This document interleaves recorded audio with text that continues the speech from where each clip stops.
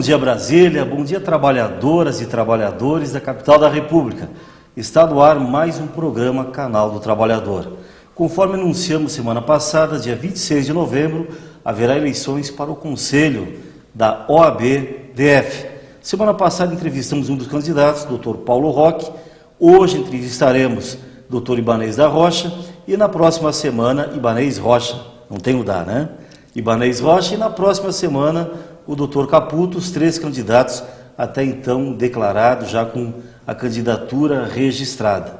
Dr. Ibanez Rocha foi eleito conselheiro da OAB-DF aos 33 anos de idade. Foi presidente da Comissão de Defesa das Prerrogativas Profissionais e foi também secretário-geral da Comissão de Defesa e Prerrogativas do Conselho Federal da OAB. E no último ano da gestão da doutora Estefânia, ele também ocupou o cargo de vice-presidente da OAB-DF. Doutor Ibanez, bom dia, bem-vindo. Bom dia, Raul. Eu quero dizer a você e a todos os telespectadores que para mim é uma honra estar aqui ao seu lado, porque você, além desse excelente comunicador, é um grande advogado também, com experiência e militância, e tem muito a ensinar a todos nós advogados. Perfeitamente, obrigado pelo elogio. Eu sei que são sinceros, embora eu não seja merecedor, né?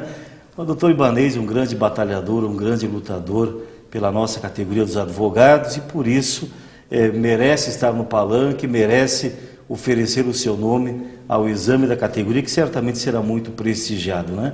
Doutor Ibanez, o tema da sua campanha, o slogan, é Eu Quero Mais Ordem. O que exatamente significa esse tema? Raul e telespectadores, nós temos visto aí um grande desânimo dos advogados em relação à participação da ordem, à integração da ordem com os advogados, principalmente aqueles militantes. Então, nós que somos advogados militantes, estamos todos clamando pela presença da OAB do Distrito Federal, resolvendo os pequenos problemas da advocacia e participando dos grandes temas da cidade e temas nacionais. Eu acho que não é para ninguém nenhum mistério que a ordem sumiu dos debates. Nós temos hoje problemas ligados à insegurança que afetam o dia a dia dos advogados. Nós temos inúmeros problemas nos fóruns que vão desde a retirada de alvarás, a presença do advogado nos balcões, o recebimento de advogados por magistrados, membros do Ministério Público, delegados. E hoje a nossa profissão, infelizmente, ela vem sendo desrespeitada em todos os locais. Então nós todos, advogados, estamos clamando por mais ordem realmente. O senhor acha que a OAB, especificamente aqui do Distrito Federal, qual é a principal carência, a principal falha dela? É nessa assistência ao advogado? É ela se tornar mais presente nos grandes debates, nas grandes questões que envolvem, inclusive as questões políticas? Nos últimos anos tivemos aí verdadeiros cataclismas políticos aqui na capital, sobretudo, né? E estamos vivendo hoje, né? Qual é a principal falha da OAB?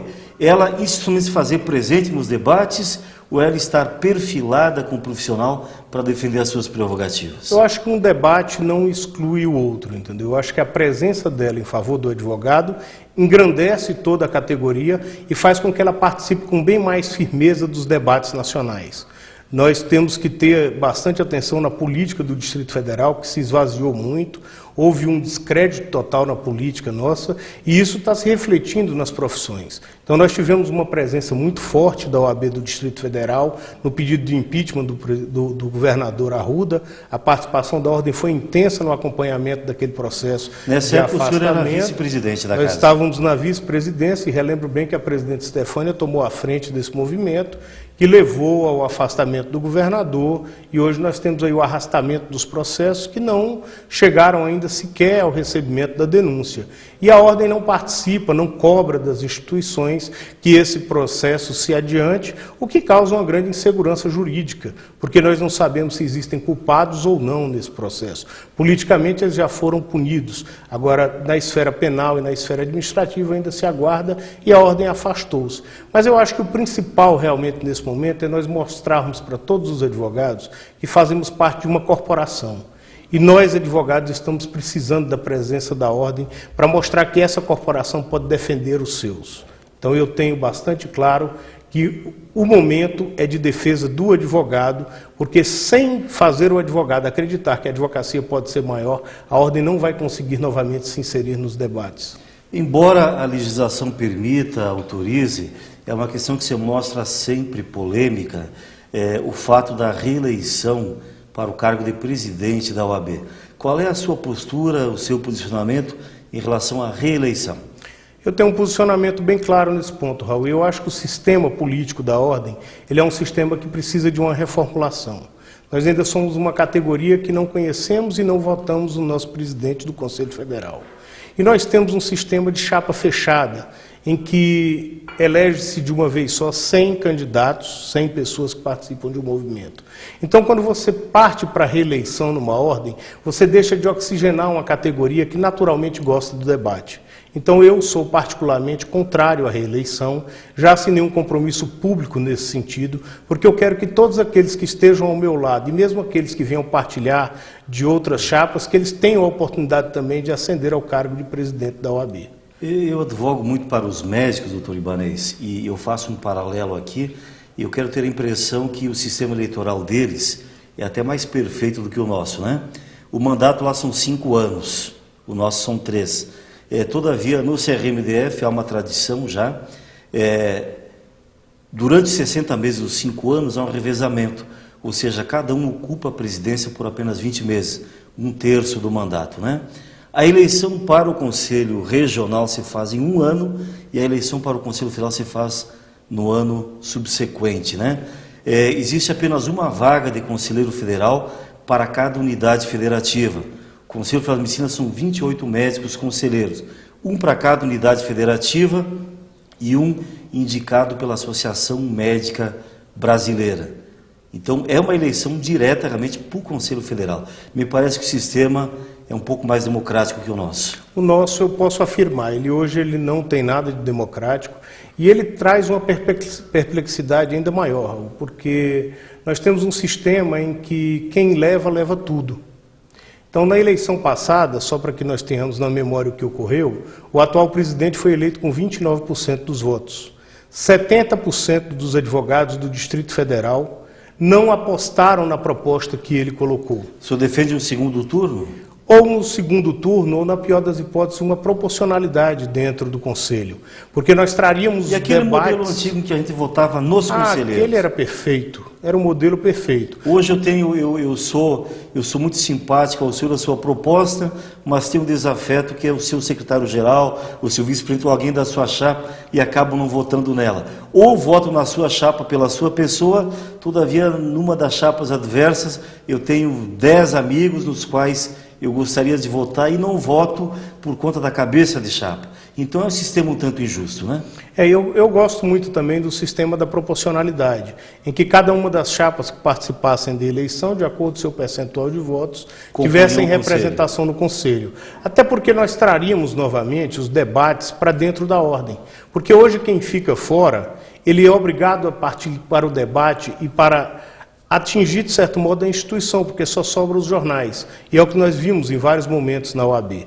No meu caso, o presidente atual, Dr. Francisco Caputo, não sofreu disso porque eu sou um defensor da instituição. Então, em momento nenhum, durante os 2 anos e 6 meses, eu tratei de criticar qualquer ato da sua gestão, até porque acredito que quero ser presidente, mas presidente de uma instituição forte. Então, guardei todo esse debate para esse momento agora, e certamente só sou candidato porque não partilho de grande parte dos seus atos de gestão. Suas principais propostas, uma vez eleito, o que muda na OABDF? Muda, em primeiro lugar, a visão do advogado no que se diz respeito à representação. Ele vai ter representação, ele vai ter defesa de prerrogativas efetiva e essa defesa vai ser feita por mim. Eu vou ser o presidente da Comissão de Prerrogativas e eu vou estar presente em todos os fóruns, no Ministério Público, nas delegacias. O advogado vai ter certeza que vai ter um advogado à frente da OAB, um advogado que vai defendê-lo em todos os momentos. Eu quero empreender, logo a partir do primeiro dia, uma campanha em favor dos nossos honorários. Hoje eles são extremamente aviltados e sinto eu que falta uma presença da ordem, colocando bem claro aos magistrados que isso para o advogado é honra, é trabalho, e nós temos que fazer isso de forma constante, levando a esses magistrados esse sentido de que a advocacia vive dos seus honorários e a sociedade precisa de um advogado forte. Então nós vamos trabalhar muito forte na questão dos honorários, prerrogativas e honorários sucumbenciais. E outro ponto para mim bem claro é que a ordem tem que começar a participar do dia a dia do advogado, das dificuldades que o advogado participa. O advogado hoje ele sofre sem assistência médica, ele sofre sem assistência odontológica. Ele hoje é um advogado que ele precisa do auxílio de uma instituição que esteja presente. Eu fico pensando mesmo como um jovem advogado hoje entra no mercado de trabalho. Ele hoje só tem a porta dos grandes escritórios, o que era diferente quando nós começamos. Então eu quero trazer novamente as faculdades, elas formando advogados. As faculdades hoje elas formam pessoas que pretendem fazer concursos públicos. Forma concurseiros, né? E eu não tenho nenhum problema com os concursos públicos, mas o foco da faculdade tem que ser esse, é que eles formem advogados. E se resolverem ir para os concursos, estarão preparados para isso. Perfeito. Então nós temos realmente que ter uma ordem participando no dia a dia do advogado. Como o senhor vê a questão da exigibilidade ou inexigibilidade de certame, de licitação para a contratação de advogado por empresas públicas, autarquias, órgãos do governo? Olha, eu tenho muita clareza nesse ponto. Eu acho que o melhor caminho sempre é o da licitação pública, onde todos têm direito de participar. Mas no caso dos órgãos públicos, eu vou um pouco mais adiante. Nós já temos hoje uma advocacia pública bastante estruturada. Nós temos uma advocacia da União que está bastante treinada, com profissionais que foram concursados e que conhecem do que estão fazendo. Nós temos uma advocacia das empresas públicas em todos os campos, que está preparada para exercer essa defesa. E eu vejo que, passo a passo, essa advocacia ela está ocupando os espaços que lhes são devidos. E isso nos dá alguma coisa interessante, dá a toda a sociedade garantias de licitações justas em todos os campos. Nós não podemos perder a visão de que nessas estatais, nos órgãos públicos, é onde é feito o grande investimento. Então eu acredito muito na força do concurso público. Perfeito. Agora, naqueles casos em que a defesa tenha que ser especializada realmente e que haja realmente uma necessidade de contratação de um escritório, desde que haja uma comprovação realmente da especialização e que isso seja realmente em benefício do Estado, eu defendo que não precise ser por licitação pública, mas desde que isso seja uma coisa realmente comprovada, para que não exista qualquer tipo de dúvida. Falar em concurso público, eu me perdoe até a ignorância, mas eu vi entre as suas propostas, né, a realização de concurso público para admissão de funcionários dos quadros da OAB. Hoje isso não é feito por concurso público? Não, a contratação na ordem ela não é feita por concurso público. Embora seja uma autarquia federal? Embora seja uma autarquia federal. A ordem ela tem uma crise de identidade, na minha visão, que precisa ser aperfeiçoada. Nós temos que nos reconhecer como autarquia. Nós temos que reconhecer que o dinheiro pago pelos advogados é um dinheiro público, porque ele é obrigatório. Sim. Então ele tem que sofrer, sim, todos os controles. Talvez não do Tribunal de Contas, mas pelo menos dos advogados. E para isso nós temos que ter concurso público para o quadro de servidores, nós temos que ter licitação pública para as compras da OAB, e nós temos que ter toda a transparência. A ordem, ela, em que pese ser um órgão da administração pública, ela é uma autarquia, ela não tem um portal da transparência. E ela acha que não está sujeita às leis da transparência. Então, eu, a partir do primeiro dia de mandato, sendo eleito, eu vou implantar dentro da OAB um portal da transparência. E todos os advogados do Distrito Federal e todos os cidadãos do Distrito Federal vão ter acesso a esse portal. Mesmo que a lei não obriga, não exija, a transparência pode ser uma coisa voluntária, né? Eu acho que o cargo na OAB ele é voluntário e essa transparência ela tem que ser mais do que voluntária. Não adianta botar os balancetes. Eu tenho que deixar bem claro para todos os advogados onde e como o dinheiro deles está sendo investido. 1 minuto para suas considerações finais e sua mensagem aos advogados da capital da República. Raul e meus colegas advogados, a eleição dia 26 de novembro ela é um ato de grande importância. Nós temos que analisar as propostas dos candidatos, analisar os candidatos em si, e nós temos que deixar bem claro que da sua decisão dia 26 de novembro vai ser o futuro da advocacia nos próximos 3 anos. Então eu peço realmente o voto dos colegas, peço a participação nesse movimento e acredito fielmente de que a advocacia é e vai continuar sendo a maior das profissões. Doutor Ibanez Rocha, obrigado pela entrevista, obrigado pelos esclarecimentos. Deus abençoe e sucesso na campanha e no pleito. Raul, muito obrigado e eu estarei sempre aqui presente. Nos encontraremos mais uma vez aqui antes da eleição para um debate com os outros dois candidatos juntos. Compromisso. Vamos a um rápido intervalo e voltamos em seguida. Permaneça com a gente. Metal fino. Grande variedade de joias com modelos e estilos dos mais conhecidos e renomados fabricantes. Semijoias com pedras naturais ou sintéticas com garantia de 1 ano. Os mais belos relógios para você e para quem você ama. Metal fino. 304 Sul. Fone 3322-8342.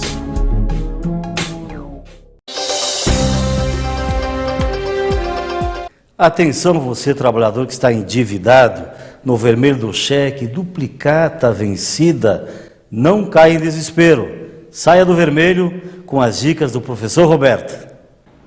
Bom dia, estamos de novo aqui com o quadro Saia do Vermelho. A matéria de hoje é Nome Sujo, o fim de ano está chegando.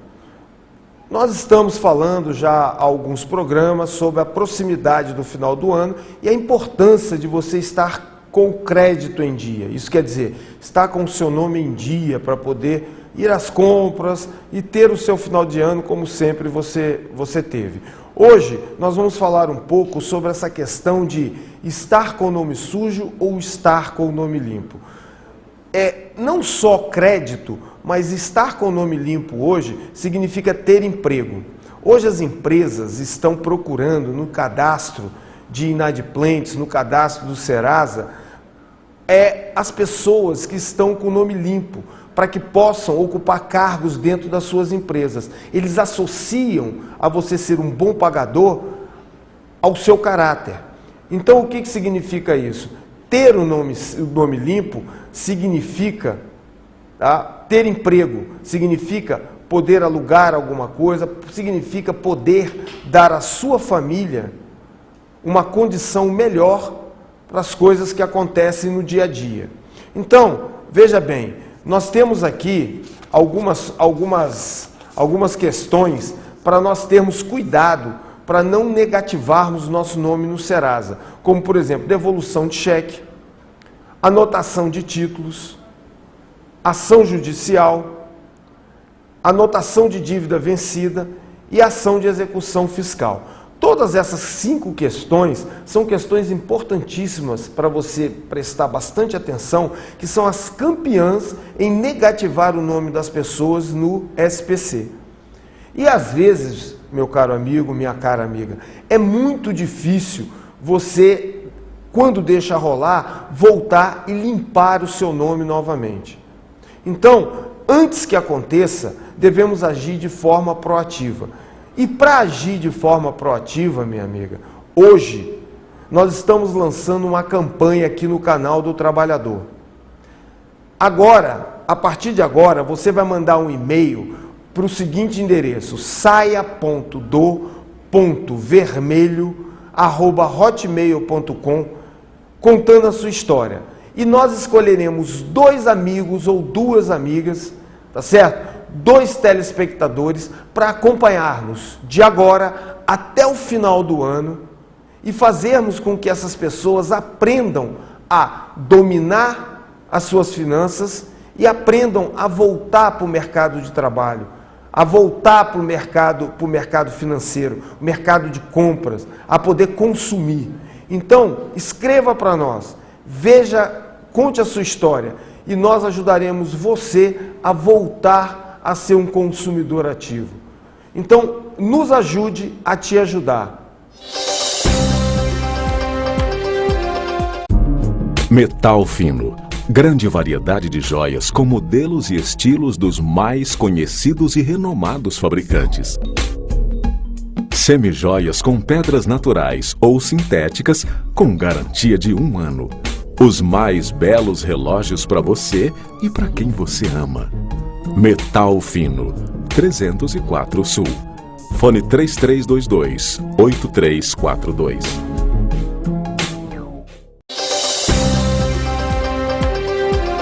Canal do Trabalhador está de volta. Uma decisão polêmica na semana passada, adotada pelo Tribunal Superior do Trabalho, que pode afetar a vida de quase 30 mil trabalhadores aqui na capital da República.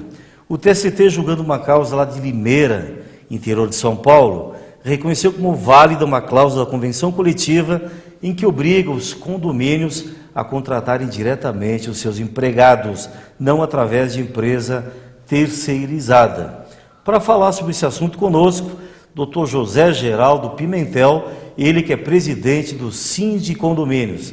Dr. Pimentel, bom dia, bem-vindo. Bom dia, parabéns pelo seu programa. É um prazer estar falando a vocês e a todo o seu público. O privilégio é nosso recebê-lo aqui. Dr. Pimentel, essa decisão do TST, logicamente, ela se refere a um processo específico lá do interior de São Paulo. Então, num primeiro momento, ela não afeta ainda o Distrito Federal, né? Bom, primeiro parabenizar vocês pelo excelente programa, você pela condução brilhosa e dizer para você que, ainda que nós quiséssemos, por uma força de liminar, nós estamos com nossa cláusula convencional 2011-2013 sendo questionado pelo sindicato. Os senhores têm aqui em Brasília uma cláusula idêntica àquela que foi objeto de julgamento pelo TST lá de São Paulo. O Sindicondomínio, desde 2010, na sua convenção, nas suas diversas convenções coletivas, mas em especial no tocante a condomínios de apartamentos, nós temos uma cláusula que já define quais são as atividades, os trabalhadores que desenvolvem atividade fim dentro do condomínio e que não poderiam ser objeto de contratação por empresa interposta. Vamos só entender então, na convenção dos senhores há determinados trabalhadores que poderiam ser contratados de forma terceirizada. Quais seriam?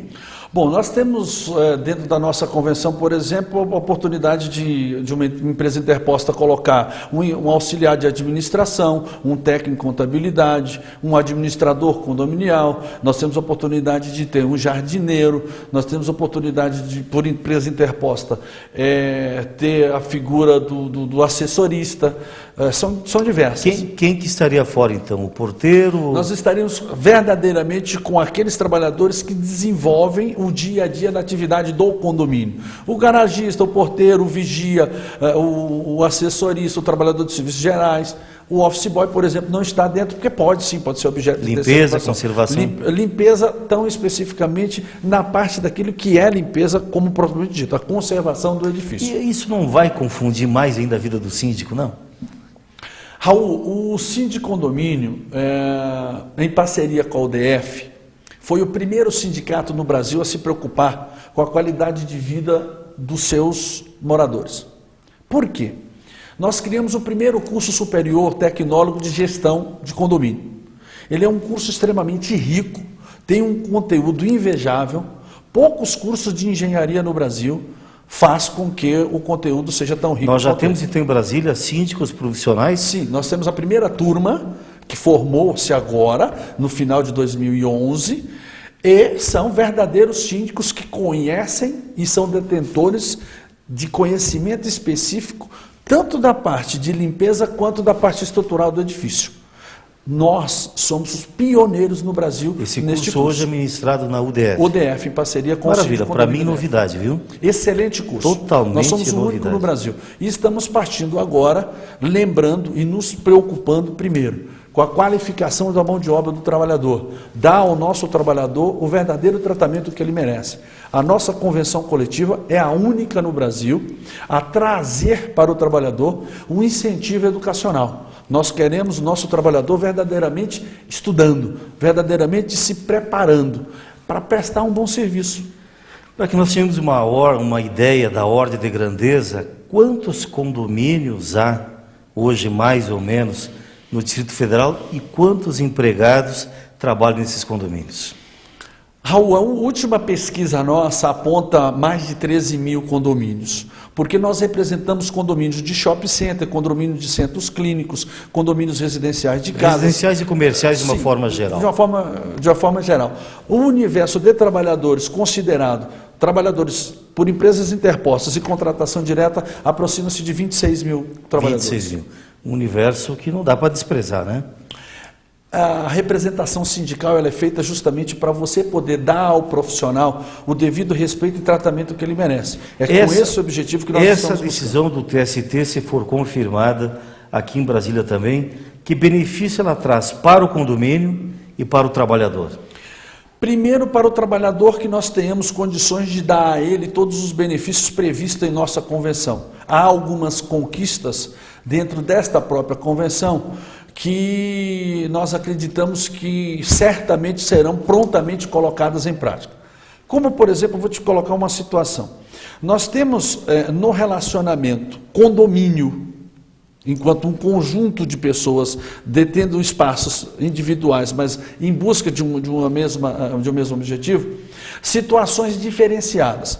Nós buscamos em parceria com a Caixa Econômica Federal, nós buscamos em parceria com diversas instituições, entre elas Polícia Civil, Polícia Militar, Corpo de Bombeiros, levar aos nossos trabalhadores o máximo possível de conhecimento. E o que nós queremos é dar a esses trabalhadores, que hoje não são representados verdadeiramente pelo sindicato dos empregados em condomínios, não porque eles não representam, mas porque estão nas empresas interpostas, mas nós queremos levar esses trabalhadores... Qual é o sindicato que os representa hoje? SEICOM-DF. E nós queremos dar a esses trabalhadores oportunidade até de concluir o 3º grau. Me diga uma coisa, independentemente de decisão judicial, independentemente de convenção coletiva, os condomínios, os síndicos, os administradores, de uma forma geral, eles têm liberdade para decidir essa contratação, né? Então, existe alguma campanha por parte dos síndicos de condomínios para conscientizar esses síndicos, esses condomínios, de que seria mais vantajoso, ou mais justo, fazer a contratação direta do que a contratação interposta? Campanha, no termo da palavra campanha, não. Há um trabalho nosso, árduo, cansativo, de conscientização, porque o cargo de síndico ele é cíclico. Você não é síndico, você está síndico. Às vezes contra a vontade, geralmente contra a vontade. É justamente com esse enfoque que eu quero te dar a resposta. Nós queremos trazer para a nossa realidade de quem estiver exercendo o cargo de síndico, poder, primeiro, administrar corretamente o patrimônio de terceiros. Segundo, ter uma remuneração digna. Para isso, nós constamos na nossa convenção coletiva de trabalho uma cláusula que estende ao síndico o sistema de previdência privada. Uma cláusula que dá ao síndico os parâmetros de remuneração. Como, por exemplo, hoje o prolabore do síndico, em um condomínio médio no Distrito Federal, ele não fica inferior a R$3.000. Já é um valor considerável. E o que nós esperamos? Nós esperamos olhar para dentro dos condomínios e poder dar às pessoas que ali estão vivendo uma melhor qualidade de vida. Eu não sei se você sabe, hoje, no plano piloto Asa Norte e Asa Sul, a faixa etária das pessoas que residem dentro dos condomínios já ultrapassa 70 anos. E não há uma preocupação com esse povo, com este povo que compõe os condomínios. E esse é nosso papel, além, obviamente, de representar os interesses da coletividade enquanto sindicato. De forma pragmática, agora, eu já fui síndico também, diversas vezes, quando morei em apartamento, né? E até num bloco comercial, num passado bastante recente, né? O problema que o síndico enfrenta na contratação direta, né? A questão do folguista, a questão do empregado que adoece, tem licença médica e você não tem um substituto para ele, né? A questão da cobertura das férias de um trabalhador, né? Qual é a solução que o senhor propõe? Porque quando a empresa é interposta, terceirizada, ela tem os folguistas, tem os substitutos eventuais, né? Na contratação direta existe essa dificuldade, né? Qual é a solução que o Síndico de Condomínios propõe?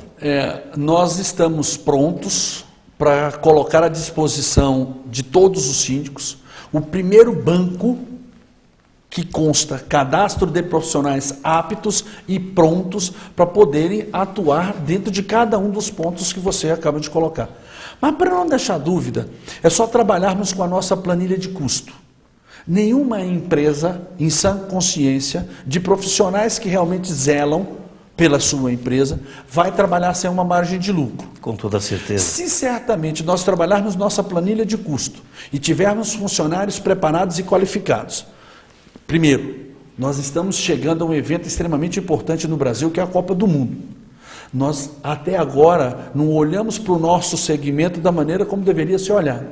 Existem oportunidades de diversos imóveis serem alugados e nenhum dos nossos trabalhadores sabe sequer o português correto. Aliás, Os nossos trabalhadores precisam sair da 4ª série primária para o 2º grau, porque isto é preocupação nossa.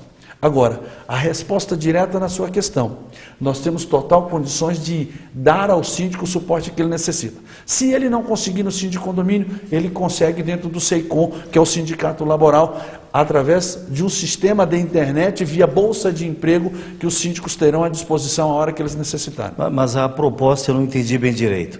Esses substitutos eventuais seriam trabalhadores freelancer que cobririam aquela etapa daquela atividade? Nós já prevemos dentro da estrutura convencional nossa a figura do porteiro ou do folguista para que ele possa, o síndico, fazer dentro do regime que ele adotar. Se ele adotar a escala 12 por 36, dentro da escala 12 por 36 ele faz o rodízio. Se ele adotar a escala normal de 44 horas semanais, ele vai ter sempre uma pessoa fazendo isso. E foi um dos reconhecimentos do TST em relação à questão do folguista. Não existia, o tribunal reconheceu. Perfeito. Hoje, na sua experiência, não sei se há estatística, mas desses 13 mil condomínios que o senhor mencionou, o senhor tem ideia de quantos adotam a contratação direta e quantos terceirizam o serviço ainda? A pergunta acho que caberia mais ao presidente do SEAC do que ao síndico. Ele vai estar com a gente daqui a pouquinho, eu vou fazer aí. Então. Acreditamos, e por desconhecer o mercado, nós acreditamos que 70% está assim dentro da terceirização. Só 30% na Só direta. 30% na direta. Mas nós voltamos a dizer, essas empresas que prestam serviço hoje, tão somente de colocação de mão de obra, certamente elas só vão mudar uma página na história delas. Elas vão passar a fazer gestão de pessoas, vão passar a fazer gestão de recursos humanos e vão continuar com seus contratos, nada muda. Aliás, para elas, muito mais segurança. Por quê? O condomínio paga direto, o condomínio recolhe os tributos direto, não há responsabilidade entre elas, não é possível condenação se um condomínio é solidário. Tá, mas só se a empresa não cumprir com seus compromissos. E daí uma das preocupações. Nós sabemos que o mercado de terceirização é composto de empresas extremamente sérias. Sabemos disso. Mas, infelizmente, o que chega para nós dentro do síndico condomínio sempre são empresas que não respondem com as suas obrigações perante os trabalhadores e aí, infelizmente, o condomínio acaba respondendo de forma solidária, com isso. Perfeito. Mas, volto a dizer para você, o mercado de terceirização no Brasil está se profissionalizando. E acredito que eles vão se profissionalizar mais ainda. Aliás, ganha as duas partes. Eles que se profissionalizam e nós que contratamos. Conversamos com o Dr. José Geraldo Pimentel, presidente do Síndico Condomínios. Doutor Pimentel, obrigado pela entrevista, sucesso no seu trabalho. Tá bem, obrigado a todos vocês e certamente o Síndico Condomínio está de portas abertas e deixamos um abraço aí a todos os trabalhadores que estiverem certamente prestigiando o seu programa. O assunto interessa não apenas aos trabalhadores, mas também a você que mora em condomínio. Então eu quero crer que o assunto de hoje interesse pelo menos aí a 70%, 80% da nossa população do DF, né? Por isso, no próximo bloco, depois de um rápido intervalo, conosco o Dr. Luiz Carlos, presidente do Sindicato das Empresas de Asseio e Conservação. Permaneça com a gente. Metal fino. Grande variedade de joias com modelos e estilos dos mais conhecidos e renomados fabricantes. Semijoias com pedras naturais ou sintéticas com garantia de 1 ano. Os mais belos relógios para você e para quem você ama. Metal fino. 304 Sul. Fone 3322-8342.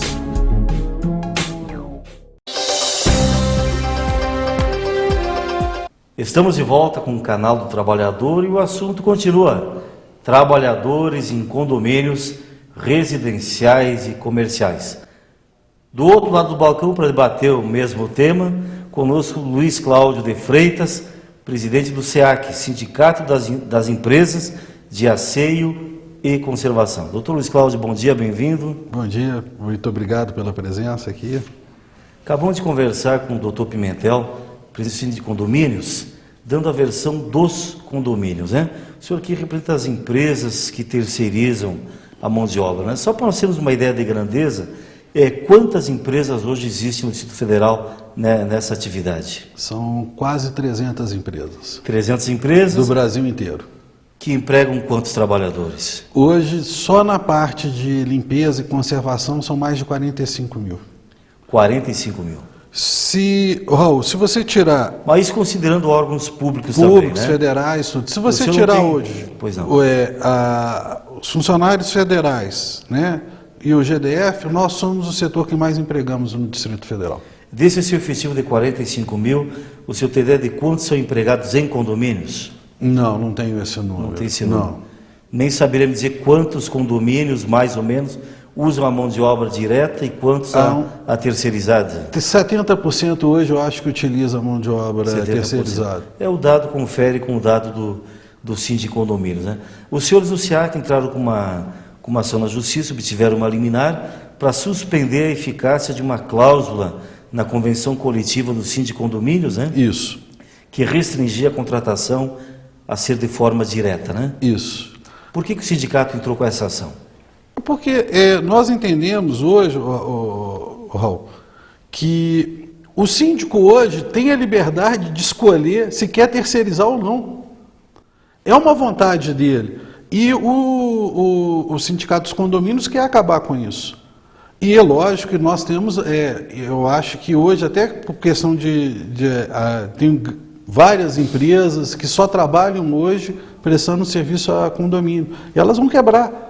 Você vão ter famílias, vários empresários perdendo serviços. Uma reclamação do Síndico Condomínios, inclusive ele deixou bem claro que a maioria das empresas da área são empresas sérias, né? Que existem também algumas empresas, eu não diria piratas, mas aventureiras no mercado, que acabam não honrando determinados direitos trabalhistas do trabalhador e depois o condomínio acaba respondendo solidariamente por essas obrigações. Isso acontece muito realmente no mercado? Raul, eu acho que em todos os segmentos, todas as classes, você tem os bons e os maus, né? Mas existem hoje maneiras de você brecar essa contratação. E, né, você tem certidões que você tem que exigir. Muitas vezes, o próprio sindicato dos condomínios não orienta os seus síndicos como ele deve contratar. Entendeu? E se esses síndicos quiserem ligar para o SEAC, nós vamos informar os documentos necessários que eles devem exigir das empresas, as certidões, entendeu? Para dar mais garantia a eles. Perfeito. E ele estava falando da terceirização. E o problema da não terceirização, como eu havia dito isso e repito, hoje o síndico tem essa liberdade de querer contratar ou não. Se 70% contratam, é porque está bom. Eu presto serviço de advocacia para algumas empresas grandes, inclusive na área pública, né? Para várias seguradoras, e não é um serviço terceirizado, né? É a advocacia. Mas as grandes seguradoras, as grandes empresas, a maioria delas exige mensalmente, junto com a minha nota fiscal de serviço, a guia de recolhimento do FGTS e da Previdência Social do mês anterior, né? Seria uma medida bastante simples e muito prática e segura, né? Hoje, eu posso dizer que o nosso segmento é o segmento que mais contribui para o governo. Você tem o INSS retido na fonte, imposto de renda retido na fonte, contribuição social retida, ou seja, todos os nossos impostos hoje são retidos na fonte. Na totalidade? Na totalidade. No caso do cliente particular, eles ainda não retêm alguns. Então, já que não retêm, eles deveriam exigir as certidões. Exigindo essas certidões A e própria vocês... guia paga, né? A guia com recolhimento, né? Como você vai falar que sonegou? Diz uma coisa, como é que os senhores veem? Eu não entendi bem direito a situação dessa ação judicial. Os senhores entraram com uma ação contra a convenção coletiva, houve uma liminar em primeira instância? Isso. Essa já foi julgado o mérito em primeira instância? Não. Então está em primeiro grau ainda? Nós perdemos em primeira instância, recorremos e ganhamos o agravo, né? E agora está indo para o Tribunal Superior do Trabalho? Isso. Então a decisão de primeiro grau foi desfavorável aos senhores, isso. De segundo grau foi favorável. Foi favorável. E agora o Síndico Condomínios recorreu, um recurso ordinário, eu quero imaginar, para o TST, mais ou menos isso. Eu acho que é. Perdurando essa decisão ou ela sendo reformada, o impacto para o trabalhador de uma forma geral. O senhor, como empresário, e tendo o direito de puxar a brasa para a sua sardinha, logicamente, né? Qual é a desvantagem para o trabalhador em ele sendo contratado diretamente pelo condomínio? Eu tenho algumas dúvidas. Eu não sei se o condomínio é uma personalidade jurídica. Econômica eu sei que não é. Então, você começa a pegar, que está sendo questionado, se ele não é personalidade jurídica, econômica, como é que ele tem sindicato? Não, jurídica tem CNPJ, sim. Sim, CNPJ, mas econômica não é uma atividade. Econômica não. Então, você está no mérito se é atividade fim ou não, né? Mas o senhor não questiona, inclusive, então, a própria legitimidade do sindicato para representar os condomínios. Sim, porque não é atividade econômica, eu acho que a Constituição fala que tem que ser uma atividade econômica para ter... E isso foi enfrentado pelo TRT? Não, ainda não. Não foi enfrentado. Não. Mas o empregado, eu coloco mais assim, qual o problema do síndico? Uma ação trabalhista direta de um condomínio que não é terceirizado, ela recai sobre quem? Sobre o condomínio, e se não houver recursos financeiros ou patrimônio, pode inclusive o juiz desconsiderar a personalidade jurídica e recair a cada condômino, né? Cada condômino pode responder com o seu patrimônio, inclusive ter sua conta bancária bloqueada, né? O senhor, como advogado, sabe que já existem várias causas. Alguém me falou lá no sindicato, tem uma de 80 mil em algum condomínio aqui de Brasília, que eles estão tendo que fazer um rateio e parcelamento para poder pagar. Eu acho que o empregado sai perdendo, o condomínio sai perdendo, o empresário sai perdendo. Como eu te disse, várias empresas vão fechar as portas, que hoje elas só trabalham com isso. E como geralmente a pessoa pensa muito no residencial, fala, e o comercial? Também está nesse imbróglio, sim, né? Shopping centers, e como você vai fazer? Salas comerciais. Geralmente são empresários. Quem que vai administrar? Ou seja, nós vamos criar uma figura do síndico profissional, mas isso não é atividade fim e meio que eles estão questionando? Então você vai começar a vai contratar uma administradora, né? Então você começa a desvirtuar. Eu acho que o principal hoje é o seguinte: o síndico tem a liberdade de contratar ou não. Você está acabando com essa liberdade. Eu acho que esse é o ponto principal. Me parece que a causa envolve interesse, na verdade, de 4 sindicatos, né? 2 patronais e 2 de empregados, né? Uhum. Nós temos o Sindicondomínios e o SEAC, ambos sindicatos patronais. Né? Aí nós temos o SEICOM. SEICOM e o Sindiserviços. E o Sindiserviços. Isso. O Sindiserviços representaria os trabalhadores em condomínios. Os trabalhadores da atividade de asseio e conservação, né? Asseio e conservação. Isso. E o SEICOM, os trabalhadores em condomínios. Né? Tentou-se fazer uma mesa redonda, juntando os 4 sindicatos para discutir, talvez, um caminho do meio, alguma coisa mais equilibrada, que não prejudicasse nenhuma parte nem outra?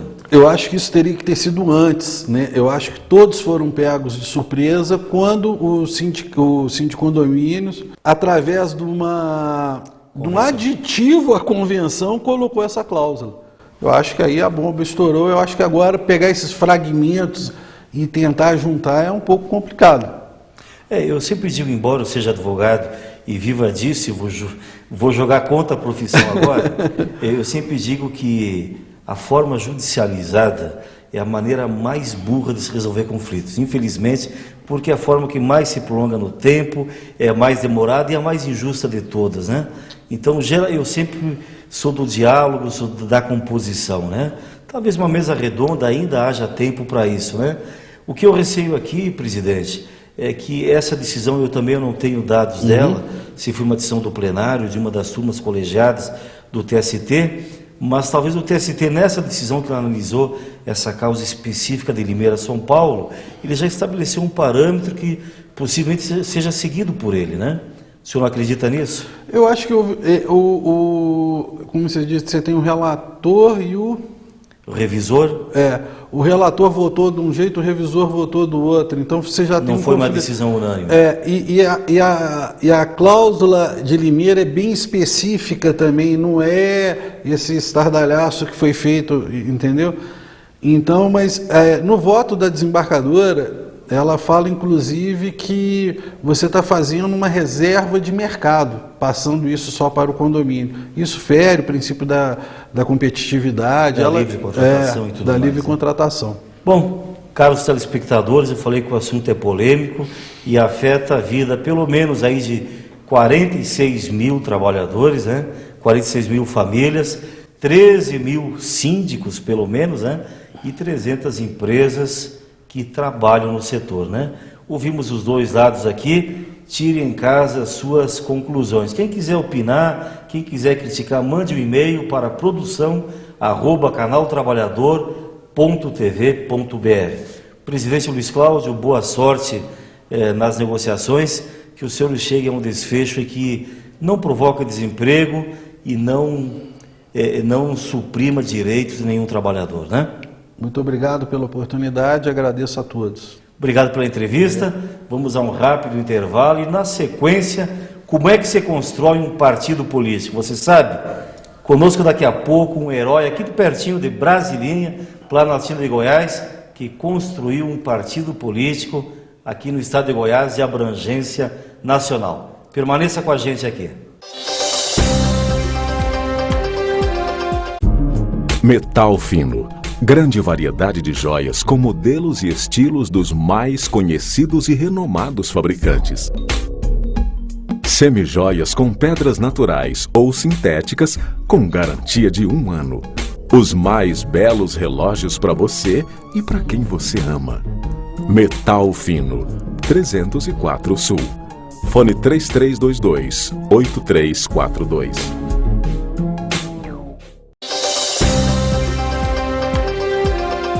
Estamos de volta com o canal do Trabalhador e o assunto é um pouco diferente agora. Como construir, como se constrói um partido político. Para contar um pouco dessa história, dessa aventura, conosco, um herói aqui de perto de Brasilinha, a querida Brasilinha, Planaltina de Goiás. Ele que é vereador lá, Eurípides Júnior, e ele criou um partido político. Júnior, bom dia, bem-vindo. Bom dia, Raul. Muito obrigado. Que história é essa? Vereador de Planaltina de Goiás, uma cidadezinha escondida aqui, perto da capital, e você conseguiu uma façanha de construir um partido político em nível nacional. Raul, eu nasci aqui em Brasília, né? E devido a trabalho, fomos parar em Planaltina de Goiás. E hoje, devidamente o pessoal também chamando a gente para disputar a eleição, lá eu coloquei meu nome à disposição e eu fui o 3º vereador mais bem votado da cidade, onde eu consegui obter 810 votos e logo em seguida eu já fui presidente da Câmara, fiquei 2 anos presidente da Câmara. E a gente vendo toda a dificuldade... E você não se candidatou à reeleição agora, sacrificou o mandato para poder trabalhar pelo partido, né? Foi isso meu Raul. Eu deixei de vir candidato a essa eleição, devidamente a gente está recebendo ligações e é uma procura muito grande pelo partido no Brasil e não teve como a gente optar a estar vindo a candidatura, tivemos que realmente dedicar somente ao partido político. Partido Republicano da Ordem Social, PROS. A sigla é proposital para fazer um trocadilho com prós e contras ou não? Ou foi coincidência a sigla? Foi coincidência, né? Mas a ideia é Partido Republicano, né? Uma república que nós estamos, né? A ordem, né? Então, organizar. E o social, né? Então, Partido Republicano da Ordem Social, fazer o social. Né? Realmente é um partido para poder fazer. Júnior, nós já temos 30 partidos hoje consolidados, né? Alguns se fundiram no passado recente, poucos foram criados de 2005 para cá, salvo engano 3 ou 4 apenas chegaram a ser criados, e a dificuldade é muito grande, né? Com 30 partidos hoje no mercado, digamos assim, na prateleira, né? Por que se deseja essa vontade, esse sonho de construir mais um partido político? Raul, eu passei já hoje por 5 partidos políticos. E a gente tem uma dificuldade imensa hoje para poder, às vezes, até disputar e colocar o nome à disposição. Né? Que não somos nós que escolhemos o nome, tem que ir para a convenção. Então, na convenção, dependendo como é que for, você não consegue nem sair candidato. Então, a gente viu essa dificuldade no Brasil e procuramos, então, trazer um novo partido. E hoje o povo realmente quer coisa nova, quer procurar um partido novo, ideias novas. No entanto, que o PSD agora, né, foi o partido que mais fez prefeitos nessas eleições, né? Eu falei que de 2005 não, a lei é de 96, né? 95, 95. Né? A atual lei eleitoral. De 95 para cá houve várias fusões de partidos, né? Sim. Mas partido novo, mesmo que saiu do zero, construído, me parece que foram o PRB, o PSOL, certo. O PSD, PPL, o PPL. E agora saiu o PEN recentemente. O PEN também. Então, num espaço de 17 anos, nós tivemos apenas 5 partidos novos criados, né? Então, realmente é difícil, né? Para o pessoal que está em casa, Júnior, esclareça para nós as maiores dificuldades, quais os requisitos para você criar um partido político. Bom, são 3 etapas para poder criar um partido político hoje. Primeiro é você concretizar o partido em a parte documental, né, contabilidade hoje, também a parte jurídica, né? Logo depois você tem que ter pelo menos 9 registros no Brasil. Em 9 unidades da federação, isso. Né? Então o que acontece? Das 27 você tem que ter 1/3. Pelo menos 9 tem que estar registrado. E para você registrar o partido em 9 estados, você tem que atingir um mínimo de assinatura. Essas assinaturas, todas elas são conferidas no cartório. No cartório eleitoral, né? No cartório eleitoral é conferida a assinatura através do livro de votação, né? Então é conferida uma por uma, né? E qual é o percentual de assinaturas em relação ao número de votos válidos da última eleição? Hoje seria em torno de 494 mil assinaturas, em torno disso. Mas corresponde ao que? 0,5%. Meio por cento das assinaturas. Dos votos válidos para a Câmara Federal, né? Não, isso em âmbito nacional. E nesses 9 estados, qual é o mínimo em cada estado? Também os... Meio por cento também, né? Em cada estado. Então a gente atingimos já um 0,5% em cada estado. Hoje o Você já conseguiu em 10 estados, né? Hoje o PROS já está em 10 estados registrado, né? E nós estamos indo agora para a última etapa, que é o TSE. Necessitamos hoje menos de 200 mil assinaturas para concretizar o partido e sim disputar as eleições. Maravilha. Você acha que consegue concretizar o partido para disputar as próximas eleições, 2014? Sem dúvida, as próximas eleições nós estaremos já disputando as eleições. Maravilha. E me diz uma coisa, e isso é um preconceito que sempre vai surgir, né? Normalmente essas iniciativas vêm do Rio, vêm de São Paulo, das grandes metrópoles, né? Quando você chega com uma proposta e diz que essa proposta nasceu lá no interior de Goiás, não existe uma certa desconfiança, um certo preconceito assim? Você não sentiu lá no início, pelo menos, essa dificuldade? Raul, no início as pessoas ainda até brincavam e riam da minha cara, chacota. Né? Chacota dizendo que não ia chegar a lugar nenhum, né? E agora é o contrário, o Brasil todo está me ligando. Eu recebo ligação e e-mail, né, diariamente, não tem final de semana, não tem feriado, né? Inclusive agora nesse final de semana eu estarei também lá em Salvador, né? E a gente então tive agora semana passada em Fortaleza e nós estamos viajando o Brasil todo. Eu tive em todos os estados, né, acompanhando todo o processo do partido, né? E hoje nós temos uma proposta também que é a redução dos impostos no Brasil, né? Bom, as principais propostas do partido? Hoje seria a redução dos impostos. Você defende, né, a bandeira do imposto único ou não? Isso. Também através do imposto único, mas reduzir os impostos hoje e aumentar a arrecadação.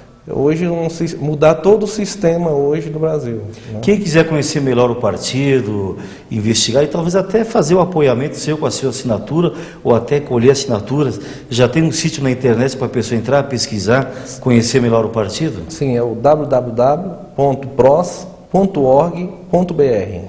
PROS, PROS.org.br. Júnior, você já me conhece há algum tempo e quem me conhece melhor sabe que eu sou muito objetivo, muito direto, muito franco e não sou de rasgar seda, né?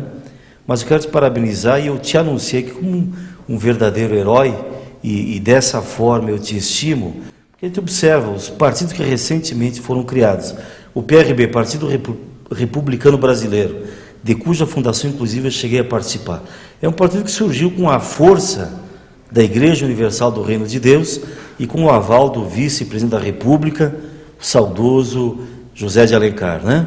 Sim. Recentemente agora o PSD veio com a máquina da maior prefeitura da América Latina, o terceiro orçamento da União, o prefeito de São Paulo como o grande articulador do partido, né? O PSOL veio com uma revolta de queixosos do PT, né? Isso. Grandes homens do PT, capitaneados aí pela ex-senadora Heloísa Helena, né? Isso. Então veio com toda aquela força de dissidentes do PT que não aceitavam aquela forma de governar, que eles julgavam diferente das propostas de campanha e da própria história do Partido dos Trabalhadores, né? E a gente vê agora o PRO surgir de uma proposta de um vereador de uma pequena cidade do interior goiano. Então isso é um motivo de orgulho para nós, sermos teu amigo, participarmos da tua relação e ver um ato de bravura, a gente imagina a tua coragem, a tua perseverança, a tua persistência e quantos obstáculos você enfrentou para chegar aqui. Eu quero te parabenizar em público, Júnior, e desejar, assim, do coração mais sincero, que Deus abençoe a tua luta, Deus te coroe com a vitória, termos esse partido pronto para enfrentar as próximas eleições. Obrigado, Raul. Quero agradecer também a oportunidade e quero dizer a todos vocês hoje, vem um partido novo, mas não de ser mais um partido, de realmente ser um partido que vai mudar o Brasil, com propostas novas, com pessoas novas, né? E com certeza nós temos intenção de amanhã chegar a presidente da República, né? Um partido que vem para poder vir com ideias novas em todo o âmbito nacional. Maravilha. Parabéns, Júnior, sucesso. Obrigado pela entrevista. Obrigado. E o Canal Trabalhador vai ficando por aqui. Tem um domingo abençoado, uma semana gorda, produtiva, com muita paz, muita luz, muita energia, Deus no coração. E domingo que vem você já sabe, 12h, encontro marcado aqui na TV Brasília.